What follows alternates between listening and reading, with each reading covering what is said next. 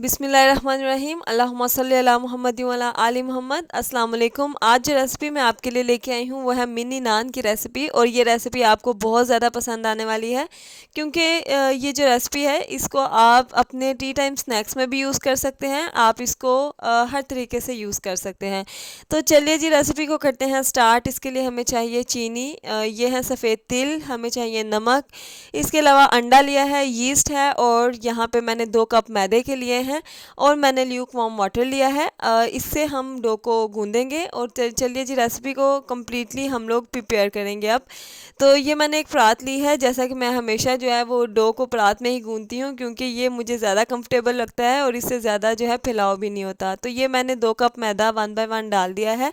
अगर आपने ज़्यादा बनाने हैं या साइज़ इंक्रीज़ करना है तो आप इसकी क्वांटिटी इंक्रीज़ कर सकते हैं। यहाँ पे मैंने इसमें चीनी डाली है 1 टीस्पून, और सॉल्ट जो है वो मैंने 1 टीस्पून ऐड किया है। यहाँ पे मैं इसमें यीस्ट ऐड करूँगी।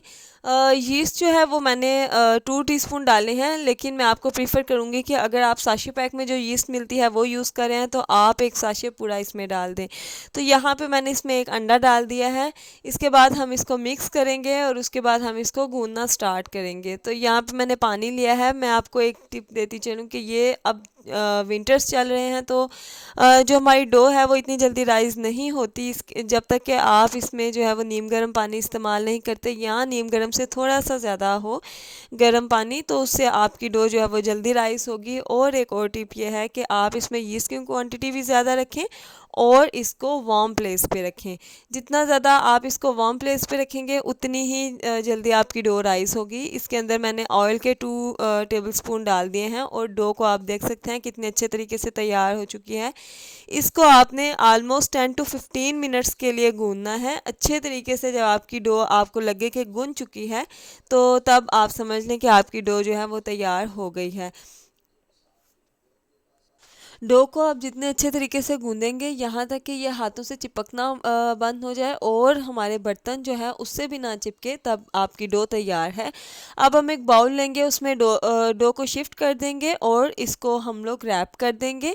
आप किसी कपड़े से भी इसको कवर कर सकते हैं, लेकिन आप इस चीज़ को श्योर करें कि जो आपकी डो है वो अच्छे तरीके से कवर हो, और उसके बाद आप इसको किसी वार्म प्लेस पे रखें। आप इसको फ्रिज के ऊपर भी रख सकते हैं क्योंकि वहाँ पे भी जो है वो गर्म होती है जगह, और इसके अलावा आप इसको माइक्रोवेव में भी रख सकते हैं ताकि आपकी डो जो है वो अच्छे तरीके से राइस हो जाए। यहाँ पे मेरे पास टाइम इतना नहीं था तो मैंने इसको ऑलमोस्ट 1.5 आवर ही दिया था, और ये फूल चुकी थी फिर भी, लेकिन आप इसको ज़्यादा टाइम देंगे तो ये और भी ज़्यादा फूल जाएगी। तो यहाँ पे मैं इसके जो है वो छोटे छोटे बॉल्स बनाऊँगी और उसके बाद इनके जो है वो मिनी नान प्रिपेयर करूँगी। ये नान इतने ज़बरदस्त बनते हैं कि आपको ज़रूर पसंद आएंगे। यहाँ पे मैंने इनके जो है वो बॉल्स बना ली हैं। इनके आपने छोटे ही पेड़े बनाने हैं क्योंकि हमने छोटे साइज़ के नान बनाने हैं। तो अगर आपको मेरी रेसिपीज़ अच्छी लगती हैं तो वीडियो को लाइक किया करें, चैनल को सब्सक्राइब किया करें, और कमेंट में लाजमी बताया करें मेरी रेसिपी कैसी लगती है और आप नेक्स्ट कौन सी रेसिपी डिमांड करते हैं, क्योंकि आपके कमेंट्स मेरे लिए बहुत ज़्यादा मैटर करते हैं। मुझे बहुत खुशी होती है जब आपकी तरफ से पॉजिटिव रिस्पांस आता है या आपको मेरी रेसिपीज़ अच्छी लगती हैं। तो इंशाल्लाह मैं कोशिश करूँगी कि जो रेसिपी आप डिमांड करें मैं आपको उतने ही इजी वे में उसको बनाना सिखाऊं।